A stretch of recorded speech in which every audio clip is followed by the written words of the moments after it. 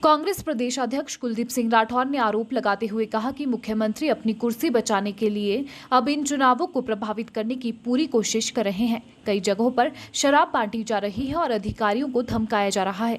सरकार के एक मंत्री द्वारा खुलेआम ठेकेदारों को धमकाया जा रहा है। यही नहीं, राठौर ने चुनाव आयोग पर भी सवाल खड़े किए हैं। वहीं राठौर ने चुनाव आयोग की कार्यप्रणाली पर सवाल खड़े किए और कहा कि कांग्रेस ने कई शिकायतें दी, लेकिन उस पर कोई भी कार्यवाही नहीं की गई। राठौर ने कहा कि 3 विधानसभा और 1 लोकसभा सीट पर 30 अक्टूबर को मतदान होने हैं। बीजेपी वोटरों को प्रलोभन देकर प्रभावित न करे, इसके लिए चुनाव आयोग से शुक्रवार को मिलने जाएंगे। वहीं प्रतिभा सिंह के वायरल वीडियो पर राठौर ने बीजेपी को सबूत देने की चुनौती दी। राठौर ने भाजपा पर सोशल मीडिया पर षड्यंत्र रचने के आरोप भी लगाए हैं। कुलदीप राठौर ने कहा कि इस तरह से पीठ पीछे वार करके बीजेपी चुनाव जीतने वाली नहीं है।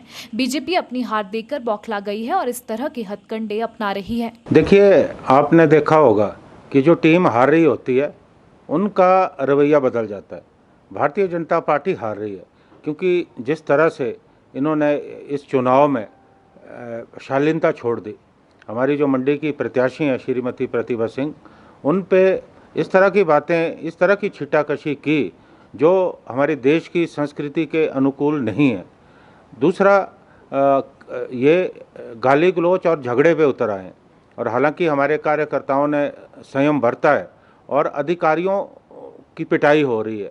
और हमारे पार्टी के जो कार्यकर्ता है उन्होंने बहुत सारी जगह पे शराब की पेटियां पकड़ी है। रामपुर तो केवल एक उदाहरण है। ये काम तो पुलिस को करना चाहिए, चुनाव आयोग को सख्ती करनी चाहिए, लेकिन मुझे अफसोस है कि चुनाव आयोग कहीं नज़र नहीं आ रहा। अब पूरी इनकी मंशा है कि अंतिम समय जो बचा है ये किसी ढंग से भी इन चुनावों को प्रभावित करने का जो है पूरा प्रयास करेंगे। पैसा बांटा जा रहा है और आगे भी हमें संभावना है कि थैलियों के मुंह जो है खोल दिए जाएंगे और शराब, नशा जो भी ये सरकार कर सकती है मतदाताओं को प्रभावित करने के लिए वो करेगी।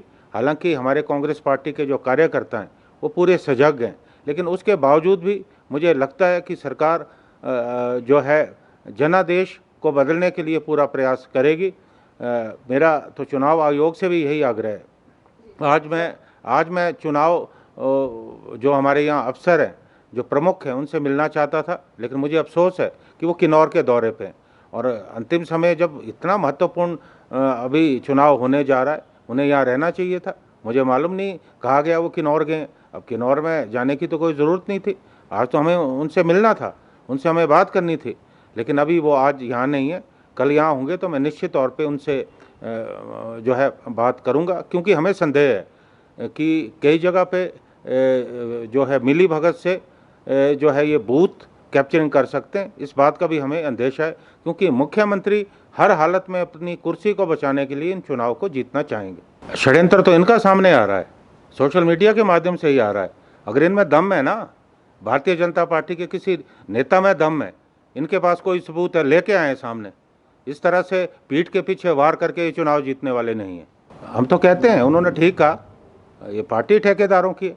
जब देश के जो प्रधानमंत्री हैं वो इस देश को ठेके पे दे रहे हैं, अडानी के हाथ में, अंबानी के हाथ में, बड़े बड़े जो पूंजीपति है उनके हाथ में इस देश को दिया जा रहा है, ठेके पे दिया जा रहा है, तो ये तो पार्टी ठेकेदारों की। अगर उन्होंने कहा है तो उनकी विचारधारा ही यही है। इनकी गंभीरता तो इस बात से लगाई जा सकती है कि जो चुनाव आयुक्त हैं उन्हें शिमला में होना चाहिए था, वो शिमला नहीं है। अगर इस तरह से होता रहा तो जो चुनाव आयोग, जिनसे इस बात की अपेक्षा की जाती है कि वो अपनी निष्पक्षता बनाए रखेंगे, अगर वो कोई एक्शन नहीं ले रहे, हालांकि पूरे साक्ष्य थे, पूरी वीडियो रिकॉर्डिंग हुई है, पुलिस को वहाँ बुलाया गया और पुलिस के सामने गाड़ियाँ पकड़ी गई, इससे ज़्यादा और क्या साक्ष्य चाहिए? इससे ज़्यादा तो कोई साक्ष्य नहीं हो सकता।